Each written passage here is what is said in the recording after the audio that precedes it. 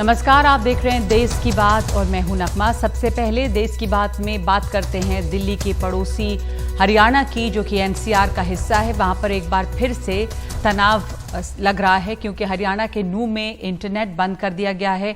गृह मंत्रालय ने 28 अगस्त तक रात 12 बजे तक मोबाइल इंटरनेट और जो बल्क एसएमएस भेजे जाते हैं, यानी कि एक साथ दर्जनों एसएमएस, उनके भेजने पर रोक लगा दी है। नूह में विश्व हिंदू परिषद ने 28 अगस्त को फिर से ब्रजमंडल यात्रा निकालने का ऐलान किया था, जिसके बाद ये फैसला किया गया है।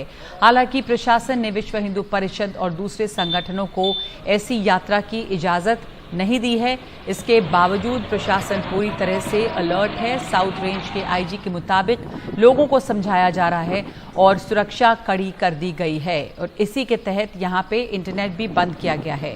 हमारे साथ मौजूद है मेरे सहयोगी मुकेश सिंह सेंगर। हालात क्या है नूह में? अभी हाल में ही यहां पर काफी ज्यादा तनाव रहा और लगातार इंटरनेट बंद किए गए, बल्कि आसपास के इलाकों में भी इस तनाव का असर नजर आया। बहुत मुश्किल से ये हालात सुधरे थे। अब जो ये यात्राएं हैं, इनको इजाजत नहीं दी गई है, बावजूद इसकी वजह से वहां पर क्या तनाव नजर आ रहा है? किस तरह की प्रिकॉशंस लिए जा रहे हैं मुकेश? देखिए, विश्व हिंदू परिषद और बजरंग दल ने और कुछ और हिंदू संगठनों ने अभी कुछ दिन पहले एक महापंचायत की थी। ये महापंचायत पलवल के पास एक गांव में हुई थी, जिसमें कहा गया था कि 28 तारीख को जो यात्रा अधूरी रह गई है, ब्रजमंडल यात्रा, उसको वो 28 अगस्त को पूरा करेंगे। तो ये ऐलान महापंचायत से किया गया था। लेकिन इसके बाद फिर जो हरियाणा सरकार है या नूह प्रशासन है, उसने इस ब्रजमंडल यात्रा की परमिशन नहीं दी और ये कहा गया कि यहाँ पर पहले से चूंकि हिंसा हुई है, तनाव का माहौल है, ऐसे में माहौल दोबारा ना बिगड़े, इसलिए हम आपको इस ब्रजमंडल यात्रा की परमिशन नहीं दे रहे हैं। तो ये परमिशन कैंसिल हो गई थी। लेकिन इसके बाद भी तमाम जो संगठन है, जिसमें विश्व हिंदू परिषद है या बजरंग दल है, वो ये कह रहे हैं कि परमिशन मिले या ना मिले, लेकिन हम अपनी जो यात्रा है उसको निकाल कर रहेंगी। तो इसके बाद जो प्रशासन है वो अलर्ट मोड पर है। अभी पूरे नूह जिले में, मेवात इलाके में बड़े पैमाने पर हरियाणा पुलिस के जवान और पैरामिलिट्री फोर्स के जवान तैनात किए गए हैं। जहां नूह में सबसे ज्यादा हिंसा हुई थी 31 जुलाई को, वहां सबसे ज्यादा पुलिस बल लगा हुआ है। जगह जगह नाकेबंदी है, बैरिकेडिंग की गई है ताकि कोई भी बाहरी शख्स नूह के अंदर दाखिल ना हो पाए। और जो मंदिर है, नलहड़ मंदिर, जहां पर ये हिंसा की शुरुआत हुई थी, वहां उस मंदिर के आसपास बहुत ज्यादा सुरक्षा बल तैनात किया गया है। दूसरी ओर जो किसान नेता है राकेश टिकैत, उन्होंने आज कहा है कि अगर ये ब्रजमंडल यात्रा निकाली जाएगी तो फिर किसान भी ट्रैक्टर लेकर वहां पर निकलेंगे, वो ये यात्रा नहीं निकलने देंगे। तो ये ब्रजमंडल यात्रा है क्या? इसका उद्देश्य क्या है निकाले जाने का मुकेश? ये जो ब्रजमंडल यात्रा होती है, क्या ये हमेशा निकाली जाती है? क्या ये कोई एक वार्षिक उत्सव है? क्या मकसद है इसका? देखिए, ये यात्रा पिछले कई सालों से निकल रही है, लेकिन जो 3 सालों से यात्रा निकल रही है वो एक बड़े पैमाने पर निकाली जा रही है और खासतौर से जो नूह का इलाका है, जो जहां पर वो मंदिर है नलहड़ का, वहां से निकाली जा रही है। इस बार माहौल इसलिए खराब हुआ कि जो नासिर और जुनैद की हत्या के मामले में जो एक नाम आया था मोनू मानेसर का, उसने कहा कि वो इस यात्रा में शामिल हो रहा है। और चूंकि मेवात के इलाके में उससे लोग पहले से नाराज थे। दूसरा, बिट्टू बजरंगी जो एक नेता है, हिंदूवादी नेता है, उसने कहा कि मैं भी आ रहा हूँ इस यात्रा में और तुम्हारे जीजा आ रहे हैं, उनको स्वागत नहीं करोगे क्या? तो इससे फिर वहां पर माहौल खराब हो गया और इस बार की यात्रा में जो है वहां पर हिंसा हुई। तो इसको देखते हुए अब ये यात्रा जो है नहीं निकालने दी जाएगी। और इसको कहा जा रहा था कि धार्मिक यात्रा है, लेकिन फिलहाल प्रशासन ने इसको निकालने की परमिशन नहीं दी है क्योंकि इससे माहौल खराब हो सकता है। इसीलिए वहां पर इंटरनेट बंद है और बड़े संख्या में जो पुलिस के जवान हैं और पैरामिलिट्री फोर्स के जवान हैं, उनको तैनात किया गया है। तो बावजूद इसके ये यात्रा निकालने के ऊपर तैयार हैं वीएचपी, तो ऐसा लग रहा है कि यात्रा ये निकाली ही जाएगी और उस समय प्रशासन की तरफ से, सुरक्षा बल जो है उनकी तरफ से तमाम चाक चौबंद व्यवस्था है, पर वहां पे टकराव या तनाव की स्थिति बन सकती है। मुकेश, देखिए, बिल्कुल जिस तरह से तमाम जो संगठन, हिंदूवादी संगठन, वो क्लेम कर रहे हैं कि वो यात्रा निकाल कर रहेंगे, लेकिन आज मैं नूह में ही था, मुझे ऐसा लगता नहीं कि वो यात्रा निकाल पाएंगे क्योंकि नूह के काफी पहले से ही पुलिस ने बैरिकेडिंग कर रखी है और जितनी भी गाड़ियां नूह जिले के अंदर जा रही हैं उनकी जांच की जा रही है। कौन लोग जा रहे हैं, कहाँ जा रहे हैं, क्या काम है उनको। तो इस बार प्रशासन थोड़ा अलर्ट मोड पर है, तो इसलिए नहीं लगता है कि ये लोग यात्रा निकाल पाएंगे। बाकी कल माहौल क्या रहेगा ये देखना होगा क्योंकि किसान संगठन है, उन्होंने भी कहा प्रशासन ये बिल्कुल नहीं चाहेगी कि इस समय किसी तरह की कोई तनावपूर्ण स्थिति बने। ये भी ध्यान रखना होगा कि बस भारत में, यहाँ दिल्ली में G20 का आयोजन किया गया है, जो बस कुछ ही दिनों में इसकी शुरुआत हो रही है, और ऐसे में पूरे NCR में भी तमाम तरह के सुरक्षा व्यवस्था के अलावा एक माहौल ठीक रहे, ये पूरी कोशिश है। ऐसे में कोशिश रहेगी कि इस तरह की कोई यात्रा न निकले जिससे कि माहौल खराब हो, निकालने की इजाजत नहीं दी जाएगी। लेकिन इसके बावजूद जिस तरह किसान संगठन भी अब अड़े हुए हैं, और राकेश टिकैत का बयान आया है कि अगर यात्रा निकलती है तो ऐसे में किसान भी ट्रैक्टर निकलेंगे, तनाव की स्थिति बनी हुई है। पर प्रशासन की तरफ से सुरक्षा व्यवस्था भी पूरी तरह से चाक चौबंद है।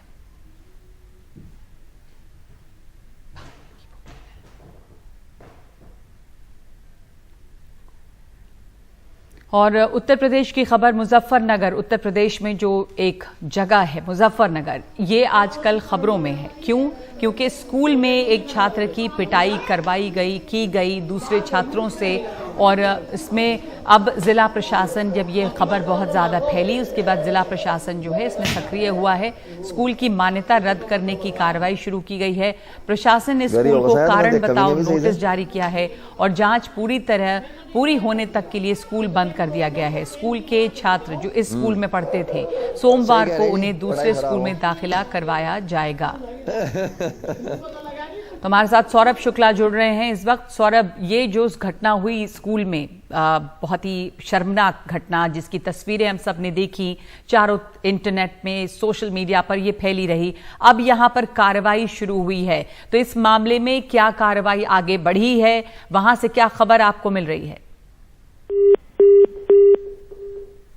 सौरभ शुक्ला हमारे साथ जुड़ेंगे, दोबारा हम कोशिश करेंगे। सौरभ हमारे सहयोगी इस खबर पे नजर रखे हुए हैं, और उनसे जानना चाहेंगे कि इस मामले में किस तरह से जांच आगे बढ़ी है। ये जो स्कूल है फिलहाल वो बंद कर दिया गया है। यहाँ पर की तस्वीरें जो हैं वायरल हुई थी, जहाँ पर एक बच्चे की पिटाई की गई थी, और जिस तरह से ये पिटाई हुई थी उसके ऊपर बहुत आपत्ति है। बहुत ही शर्मनाक ये घटना है, जिस टीचर ने ये हरकत करवाई थी। सौरभ, ये जो पूरा मामला था, जिसमें जो दोषी टीचर हैं वो उनके ऊपर भी किस तरह की कार्रवाई, स्कूल के ऊपर किस तरह की कार्रवाई, क्या कार्रवाई इसमें आगे बढ़ी है अब तक? देखिए, दो तरीके से कार्रवाई हो रही है। एक तो कानूनी कार्रवाई नगमा, और एक प्रशासनिक कार्रवाई। कानूनी कार्रवाई हम सब जानते हैं, कल जो आरोपी शिक्षिका है वही स्कूल की प्रिंसिपल भी है, नेहा पब्लिक स्कूल की, तृप्ता त्यागी। उसके खिलाफ धारा 323 और धारा 504 के तहत कल मुकदमा दर्ज किया गया था, उसमें जांच चल रही है। और दूसरी तरफ स्कूल की मान्यता रद्द करने की प्रक्रिया शुरू की है प्रशासनिक स्तर पर। कल ही जो बेसिक शिक्षा अधिकारी हैं उन्होंने कहा था कि जांच की जाएगी इस पूरे मामले में, और उन्होंने जांच में पाया, जो शुरुआती जांच है उसमें पाया गया कि जो मान्यता है वो स्कूल की वो रद्द की जानी चाहिए, क्योंकि जो मानक है उनको स्कूल पूरा नहीं कर रहा है। यही वजह है कि स्कूल को जांच पूरी होने तक बंद करने के आदेश दे दिए गए हैं, और जितने भी बच्चे पढ़ते हैं स्कूल में उनका दाखिला आसपास के सरकारी स्कूलों में करा दिया गया है, ताकि उन बच्चों की शिक्षा बिल्कुल प्रभावित ना हो। तो ये दो स्तर पर कार्रवाई हो रही है। अभी आरोपी शिक्षिका की गिरफ्तारी नहीं हुई है। नगमा, हम सब जानते हैं कि कल जिस तरीके से राजनीति भी शुरू हुई इसको लेकर के, राहुल गांधी हो, चाहे वो जयंत चौधरी हो, अखिलेश यादव हो, सबने जो है इस पर अपना रोष प्रकट किया ट्वीट के जरिए, बयानी के जरिए। उसके बाद कल शाम को नरेश टिकैत भी पहुंचे थे, वो आरोपी शिक्षिका से भी मिले, और जो पीड़ित पक्ष है, पीड़ित परिवार है, उससे भी मिले। फिर उन्होंने जो पीड़ित लड़का है उसको गले मिलवाया उस लड़के से जिसने उसको थप्पड़ मारा था, या शिक्षिका ने जिसे थप्पड़ मरवाया था उससे, और कहा कि ये सामाजिक मामला है, इसको आपस में बैठ के हल कर लिया जाएगा। लेकिन अब मामला इतना ज्यादा तूल पकड़ चुका है कि अब स्कूल की मान्यता रद्द हो रही है और जांच चल रही है, और जब तक जांच पूरी नहीं हो जाती पूरी तरीके से, तब तक स्कूल बंद रहेगा, नेहा पब्लिक स्कूल बंद रहेगा। नगमा जी, धन्यवाद सौरभ। जब तक स्कूल की पूरी कार्रवाई स्कूल पे पूरी नहीं होती है, दो तरह की कार्रवाई हो रही है, न्यायिक और प्रशासनिक, और जब तक पूरी नहीं होती तब तक स्कूल बंद रहेगा। जो आरोपी शिक्षिका हैं वही स्कूल की प्रिंसिपल हैं। सौरभ हमें बता रहे थे कि ये जो कार्रवाई जब तक नहीं होती है बच्चों को दूसरे स्कूल में तब तक दाखिला दिलवाया जाएगा। और राजस्थान के कोटपूतली में अनुसूचित जाति के एक नाबालिग छात्र की खुदकुशी का मामला सामने आया है। इस मामले में छात्र के स्कूल के 2 शिक्षकों को सस्पेंड कर दिया गया है। जान देने वाला छात्र स्कूल के हॉस्टल की एक कक्षा में फंदे से लटका हुआ पाया गया था। नाराज स्थानीय लोगों ने थाने का घेराव कर स्कूल प्रबंधन के खिलाफ कार्रवाई की मांग की और आरोप लगाया कि जातिगत आधार पर छात्र को स्कूल में दोनों शिक्षक प्रताड़ित करते थे, जिसकी शिकायत पर भी प्रिंसिपल और वाइस प्रिंसिपल ने कार्रवाई नहीं की, जिससे परेशान छात्र खुदकुशी करने पर मजबूर हुआ। पुलिस मामला दर्ज करने के बाद इसमें छानबीन कर रही है। 22 तारीख को फोन किया था रात को 8:15 बजे। वो बोल रहा था पापा 2 टीचर है तो 1 महीने से मेरे को टॉर्चर कर रहे हैं। और वो बात किया था तब बचा रो रहा था बहुत बुरी तरह। और बोला फिर अब तक तो कुछ भी नहीं हुआ, सुबह देखना तुम्हारा हाल क्या करता हूँ मैं। 1 महीने से दोनों परेशान कर रहे थे उसको, 1 महीने से लगातार। राजकुमार यादव है, एक विवेक यादव है, दोनों परेशान कर रहे थे दोनों, और दोनों पिटाई करते थे उसकी। प्रशासन, पुलिस और पीड़ित परिवार के परिजनों के बीच में एक समझौता हुआ है, जिसके तहत पूर्व में जो इनकी मांगे थी, जिसमें पीड़ित प्रतिकार राशि जो है वो अविलंब जारी कर दी जाएगी। 1 लाख की राशि नवोदय विद्यालय द्वारा एक्स ग्राशिया मिलेगी और मेडिकल बोर्ड से मृतक का पोस्टमार्टम करवाया जाएगा। अनुसंधान, FSL रिपोर्ट और पोस्टमार्टम एग्जामिनेशन प्राप्त होने के तुरंत बाद में कंप्लीट कर लिया जाएगा। सबके पोस्टमार्टम के बाद में postmortem examination report medical board द्वारा दी जाएगी और फोरेंसिक साइंस की जो रिपोर्ट है उसका भी हम इंतजार कर रहे हैं। उसके बाद अनुसंधान की गति तेज कर दी जाएगी। अनुसंधान अधिकारी स्कूल में बच्चों के या उससे रिलेटेड जो भी विटनेसेस हैं उनके बयान दिए जाएंगे। और मुंबई के सांताक्रूज इलाके में स्थित गैलेक्सी होटल में आग लगने से 3 लोगों की मौत हो गई है। इसमें 5 लोग जल गए हैं जिनका अस्पताल में इलाज चल रहा है। आग होटल की 3री मंजिल पर लगी थी। दमकल विभाग की टीम ने इस पर अब काबू कर लिया है। ये मुंबई का सांताक्रूज इलाका है।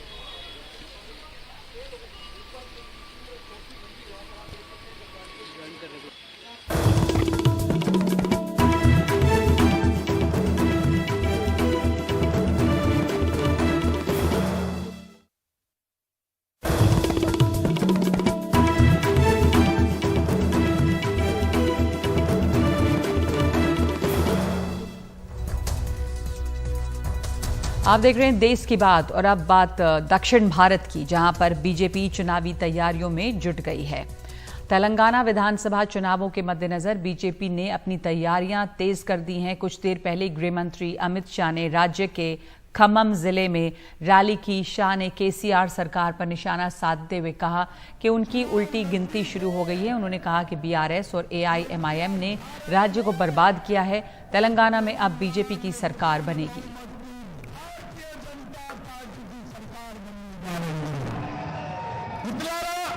मैं तेलंगाना की महान जनता को कहने आया हूं कि यहां पर जो जुल्मी, अत्याचारी, करप्ट और ओवैसी के साथ बैठी हुई केसीआर की सरकार की उल्टी गिनती शुरू हो चुकी है। चुनाव नजदीक है, केसीआर जा रहे हैं और तेलंगाना में पूर्ण बहुमत की भारतीय जनता पार्टी की सरकार बनने जा रही है। उनकी पार्टी का चिन्ह गाड़ी है, कार है। कार भद्राचलम तक तो जाती है, प्रभु श्री राम के मंदिर तक नहीं जाती है, क्योंकि वो कार का स्टीयरिंग ओवैसी के हाथ में है, इसलिए वो नहीं जाते हैं। मगर केसीआर अब चिंता मत करो, आने वाले दिनों में आपकी डरने की जरूरत नहीं है। आपको ना आप मुख्यमंत्री रहोगे, ना कार भद्राचलम जाएगी। अब भाजपा के मुख्यमंत्री कमल लेकर भद्राचलम प्रभु श्री राम के चरणों में चढ़ाएंगे। प्रधानमंत्री मोदी ने रविवार को नई दिल्ली में B20 समिट को संबोधित किया। समिट में दुनिया भर के करीब 17,000 बिजनेसमैन हिस्सा ले रहे हैं। इस दौरान प्रधानमंत्री ने कहा कि आपकी दोस्ती जितनी भारत से मजबूत होगी उतनी ही समृद्धि दोनों को मिलेगी। प्रधानमंत्री ने कहा कि मुझे खुशी है कि G20 देशों के बीच बिजनेस 20 एक वाइब्रेंट फोरम बनकर उभरा है। संबोधन की शुरुआत करते हुए प्रधानमंत्री ने कहा इस बार का फेस्टिव सीजन 23 अगस्त से ही शुरू हो गया। ये सेलिब्रेशन है चंद्रयान के चंद्रमा पर पहुंचने का। चंद्र मिशन की चांद पर पहुंचने में इसरो की बहुत बड़ी भूमिका रही, लेकिन इसमें भारत की इंडस्ट्री ने भी बहुत बड़ा सहयोग किया है। 100 साल के सबसे बड़े संकट में भारत ने जो चीज दुनिया को दी वो है विश्वास, ट्रस्ट, म्यूचुअल ट्रस्ट। जब कोरोना के समय दुनिया को जरूरत थी तो फार्मेसी ऑफ द वर्ल्ड के नाते भारत ने 150 से ज्यादा देशों को दवाइयां उपलब्ध कराई। 5 वर्ष में ही लोग करीब 13.5 करोड़ से ज्यादा लोग गरीबी से बाहर आए हैं।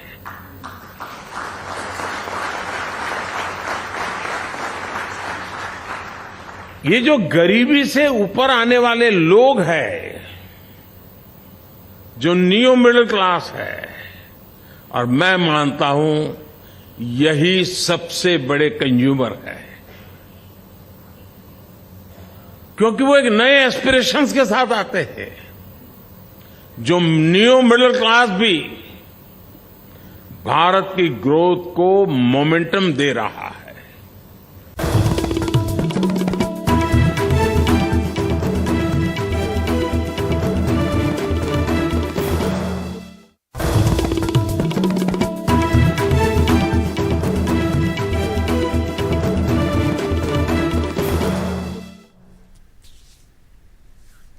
दिल्ली मुंबई एक्सप्रेसवे पर 22 अगस्त को एक रोल्स रॉयस कार ने एक ऑयल टैंकर को टक्कर मार दी थी। इस हादसे में टैंकर में सवार 2 लोगों की मौत हो गई थी।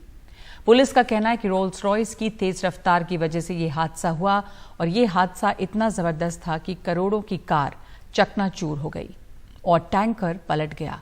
रोल्स रॉयस में कुबेर ग्रुप के विकास मालू हादसे के वक्त सवार थे।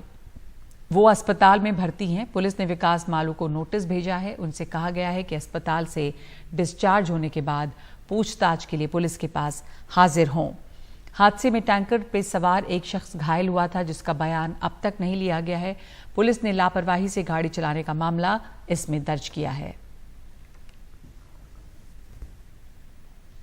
हमारे सहयोगी मुकेश सिंह सेंगर ने इस घटना के चश्मदीद ट्रक ड्राइवर मुलीन यादव से फोन पर बातचीत की है, जिसमें कुछ अहम बातें हैं जो सामने आई हैं। आपको सुना रहे हैं ये पूरी बातचीत।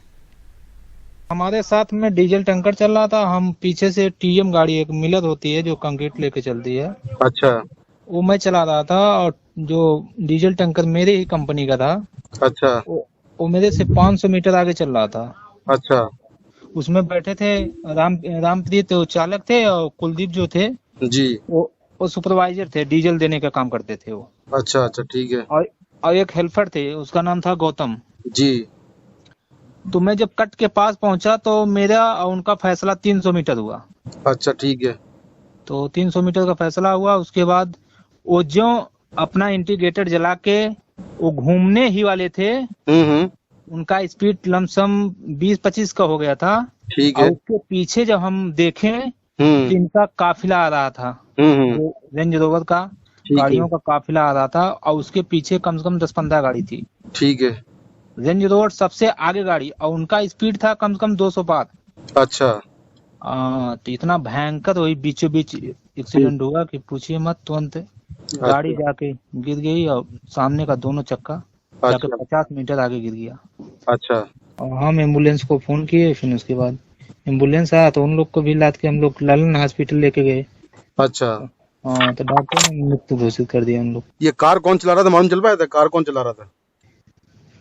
कार वो वहाँ के दिल्ली के कोई कारोबारी है, उनका विकास मालू। हाँ, विकास मालू, इसका खैनी का कौन कुबेर खैनी का। तो नहीं तो गाड़ी वही चला रहा था, कोई और चला रहा था? ना, उनका ड्राइवर चला रहा था। इस दुर्घटना को लेकर सुप्रीम कोर्ट के वरिष्ठ वकील संजय हेगड़े से खास बातचीत की है हमारे सहयोगी प्रशांत ने। दिल्ली मुंबई एक्सप्रेसवे पर रोल्स रॉयस और एक टैंकर के बीच भिड़ंत हुई, जिसमें 2 लोग मारे गए। 22 अगस्त को यह घटना हुई है। उसके बाद जांच जारी है। हमारे साथ हैं सुप्रीम कोर्ट के वरिष्ठ अधिवक्ता संजय हेगड़े। सर, आपने देखा है इस दुर्घटना को, इस एक्सीडेंट को, जो धाराएं लगाई गई हैं आईपीसी की, क्या कहता है कानून ऐसे मामलों में? देखिए, कानून यही कहता है कि अगर आप जानबूझकर रैश और नेग्लिजेंट ड्राइविंग करते हो और उससे घटना घटती है तो 2 साल की सज़ा हो सकती है। पर अगर कल आप कोई ऐसे डेंजरस चीज़ करते हो जिसके कारण किसी की मौत होती है, वो culpable homicide not amounting to murder होता है। वो 304 में उसमें दोष साबित होने पर 10 साल की सज़ा हो सकती है। 304A लगाया गया है FIR में। इनिशियली तो नाम भी नहीं दिया गया था किसी का, अब लेकिन खबर आ रही है कि नाम उसमें जोड़ दिया गया है। क्या कई लोग कह रहे हैं कि 304 लगना चाहिए इसमें? देखिए, ये सब इन्वेस्टिगेशन के बात है, क्योंकि अगर आप छोटे सेक्शंस भी अगर पहले डाल दो और जो कम सज़ा वाले हैं, क्योंकि इन्वेस्टिगेशन के बाद जब चार्जशीट फाइल होना है, दूसरे अगर एविडेंस आ जाता है तो दूसरे सेक्शंस भी इन्वोक हो सकते हैं। तो सिर्फ सेक्शंस के जो लिखने पर FIR में उससे कोई फ़र्क नहीं पड़ता है अगर इन्वेस्टिगेशन सही दिशा में चले। एक चीज़ मैं समझना चाहता हूँ कि ऐसे मामलों में क्या क्या चीज़ें मैटर करेंगी कोर्ट में? सर, पुलिस के पास क्या क्या होना चाहिए जो मैटर करेंगी चीज़ें? क्या पुलिस के पास वो हैं?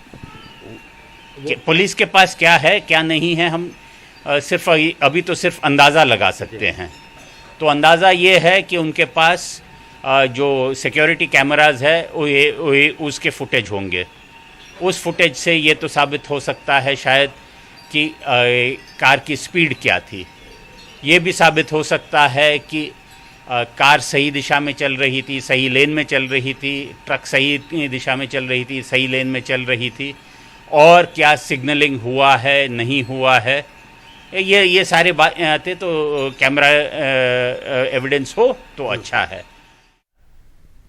छत्तीसगढ़ के सूरजपुर का एक ऐसा महाविद्यालय है जहां पर छात्रों का भविष्य बनाया नहीं जा रहा, बल्कि भविष्य के साथ खिलवाड़ हो रहा है, जिसका नतीजा है कि महाविद्यालय के प्रथम वर्ष में 98% छात्र जो हैं वो फेल हो गए हैं।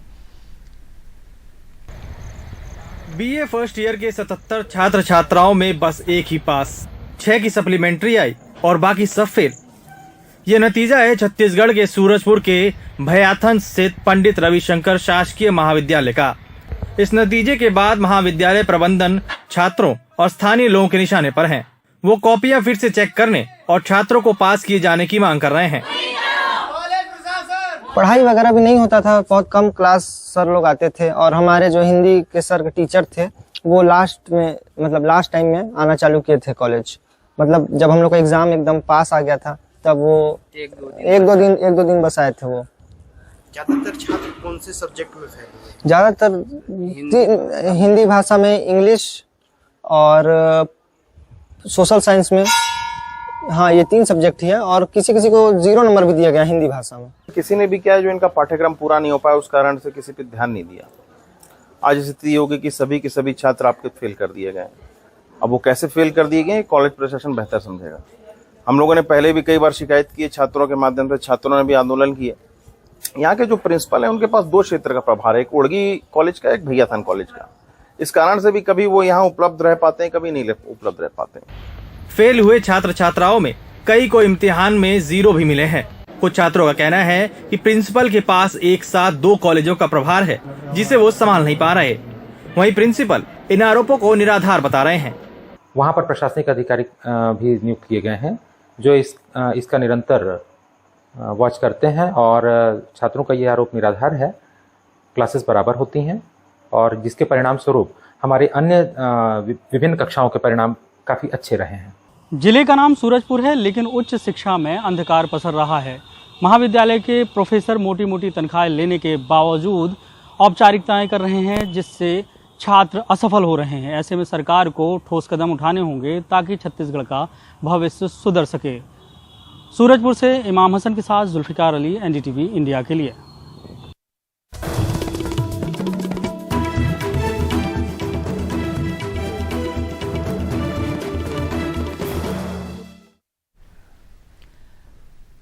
रूस में वैगनर आर्मी चीफ प्रिगोजिन की मौत की पुष्टि कर दी गई है। मामले की जांच कर रही समिति ने उनकी मौत की पुष्टि की है। प्रिगोजिन के विमान हादसे में मौत हुई थी और इस पर और जानकारी के लिए समय जुड़े हैं हमारे सहयोगी उमाशंकर सिंह। उमा, इसकी पुष्टि किस तरह से हुई है और क्या बातें और सामने आई हैं इस हादसे के बारे में? ऐसे तो ये विमान हादसा बताया जा रहा है कि विमान में विस्फोट हुआ था, पर जिस तरह से ये वैगनर आर्मी ने एक बगावत की शुरुआत की थी कुछ समय पहले, तो कई तरह के सवाल हैं। अब क्या बातें सामने आई हैं? जी देखिए, जब मॉस्को से विमान चला था सेंट पीटर्सबर्ग के लिए 25 अगस्त को और उसके बाद हादसे का शिकार हुआ था, तो ये आशंका जताई गई थी या ये शक जताया गया था कि उसमें वास्तव में प्रिगोजिन मौजूद थे या नहीं थे। ये कहा गया कि जो यात्रियों की लिस्ट है उसमें उनका नाम था, लेकिन वाकई में उस प्लेन में वो चढ़े या नहीं चढ़े इस बात की पुष्टि नहीं हो पाई थी। तो रूस ने एक जांच समिति बिठाई और उस जांच समिति ने जो अपनी आरंभिक रिपोर्ट है उसमें इस बात की पुष्टि कर दी है कि प्रिगोजिन जो है इस विमान हादसे में मारे गए और उनके साथ जो 9 और लोग, जिसमें कि 3 चालक दल के सदस्य थे, वो भी मारे गए। और साथ ही साथ जो वागनर ग्रुप में जो नंबर 2 की पोजीशन रखते थे दिमित्री उत्किन, उनकी भी मौत इस हादसे में हुई। तो अब जो है इसी रिपोर्ट को जो मोलिकुलर जेनेरिक टेस्ट के जरिए इस नतीजे पे पहुंचा गया है और रूस की तरफ से ये बयान सामने आया है। दूसरी अहम बात यह है कि रूस के राष्ट्रपति पुतिन ने एक स्टेटमेंट दिया है और ये कहा है कि वागनर ग्रुप के जो लड़ाके हैं उनको रूसी स्टेट के प्रति निष्ठा का जो एक शपथ है वो लेनी होगी। तो जब एक तरफ नेतृत्व खत्म हो गया है, वागनर ग्रुप का जो सेकेंड इन कमान है वो भी खत्म हो गया है, तो वागनर ग्रुप के पास अब शायद लगता है कि कोई चारा ना हो कि वो निष्ठा की शपथ लिए बगैर अपने आप को लड़ाकों के तौर पे या लड़ाके के तौर पे यूक्रेन जाकर या कहीं पे भी वो लड़ाई करें। तो अब ये एक नेतृत्व की समस्या तो है और जिसका आपने जिक्र किया कि किस तरीके से जून में 24 जून को वागनर ग्रुप के प्रमुख प्रिगोजिन ने पुतिन के खिलाफ ही विद्रोह का बिगुल फूंका था। मॉस्को की तरफ वो कूच कर रहे थे 5000 से ज्यादा लड़ाकों के साथ, टैंक के साथ। हालांकि बाद में एक शांति जो फॉर्मूला है वो निकाला गया, उनको बेलारूस जाने की बात आई। जो लुकाशेंको हैं बेलारूस के राष्ट्रपति, उन्होंने इस फॉर्मूले को, इस समझौते को कराया। उसके बाद से ही कहा जा रहा था कि प्रिगोजिन की जो जान को खतरा है और इसलिए रूस पे आरोप भी लगा, क्रेमलिन पे आरोप लगा कि उसने ये इस विमान को मार गिराया है। हालांकि जो पेंटागन है उसने अपनी रिपोर्ट में कहा कि किसी भी तरह से सरफेस टू एयर मिसाइल का इस्तेमाल नहीं हुआ है। इस बात की प्रारंभिक जो जानकारी है वो अमेरिका के पास भी है और दूसरी तरफ क्रेमलिन ने भी इस बात को डिनाई किया कि इस हादसे में उसका कोई हाथ है। और रूस के राष्ट्रपति ने परिवार के सामने जो संवेदना संदेश है वो भी व्यक्त किया। तो अब ये पुष्टि कर दी गई है रूस की तरफ से कि प्रिगोजिन की मौत हो गई इस विमान हादसे में। नगमा, तो जो तमाम शक थे कि प्रिगोजिन उसमें थे नहीं थे, कौन था, उसकी अब कोई गुंजाइश नहीं है। इसकी पुष्टि हो गई है कि इस हादसे में, विमान हादसे में प्रिगोजिन ही मारा गया। धन्यवाद आपका। और दुनिया भर में क्लाइमेट चेंज एक बहुत बड़ी चुनौती है। औद्योगिक विकास के साथ क्लाइमेट को भी कैसे बचाया जाए, इसे लेकर बड़ी बहस छिड़ी हुई है। दिल्ली में बिजनेस 20 सम्मेलन के मौके पर हमारे सहयोगी साक्षी बजाज ने इस मामले में ग्रीन एनर्जी से जुड़े अवाडा के चेयरमैन विनीत मित्तल से बात की है। हम इस वक्त B20 बैठक पर हैं और हमारे साथ है विनीत मित्तल, ये चेयरमैन है अवाडा ग्रुप के और ये B20 इंडिया के टास्क फोर्स में क्लाइमेट चेंज और सस्टेनेबल एनवायरनमेंट को भी बहुत ही क्लोजली देख रहे हैं। धन्यवाद आपके समय के लिए। सबसे पहले मैं आपसे ये जानना चाहूँगी कि पॉलिसी लेवल पे हम बहुत बातचीत कर रहे हैं एनवायरनमेंट के बारे में, क्लाइमेट चेंज के बारे में, लेकिन सब जानना चाहते हैं कि देखिए ये सब चेंजेस कैसे होंगी और कब हम इनको देखेंगे। आपने सही कहा कि B20 में एनवायरनमेंट और सस्टेनेबिलिटी और इंक्लूसिव ग्रोथ बहुत बड़ा एजेंडा है और इसके बारे में विश्व के सभी 20 मुल्कों से बातचीत हो रही है। उनके साथ पॉलिसी की एडवोकेसी भी हो रही है, भारतीय विचारधारा को भी बताया जा रहा है, उनको ये भी समझाया जा रहा है कि हमारे प्रधानमंत्री जी वैश्वदेव कुटुंबकम की भावना को इतने अच्छे तरीके से क्यों मानते हैं और पूरा ब्रह्मांड जुड़ा हुआ है, वो हमारी संस्कृति है, उसको क्यों प्रचार कर रहे हैं। क्योंकि आज आप फिजिकल मूवमेंट में तो पासपोर्ट लगा दोगे, बाउंड्रीज लगा दोगे, बट एयर, वाटर और पॉल्यूशन तो ट्रैवल करेगा। अगर जो सी यहाँ पे है वही जा रहा है मिडिल ईस्ट में, या यहाँ जो हवा है वो बॉर्डर के थ्रू सब जगह ट्रैवल कर रही है, तो अगर इसका ध्यान नहीं रखा गया तो पूरे विश्व को इम्पैक्ट होगा। तो इसलिए ऐसा चाहिए कि सारे विश्व के देश आपस में मिलके ये रियलाइज़ करें कि ये धरती जिसने सब कुछ हमको दिया है, इसका हम शोषण करने के बजाय संरक्षण करें। और वैसे भी हम इतना डैमेज कर चुके हैं, हमको कोई हक नहीं है कि और इसको और ख़राब किया जाए। अगर हम इस धरती के साथ अच्छा नहीं कर सकते तो बुरा करने का तो कोई हक ही नहीं है। तो ये सारी चीज़ें केवल बातचीत के स्तर पे रह जाएं कि एक्शन हो, ये भी आपका प्रश्न बहुत अच्छा है।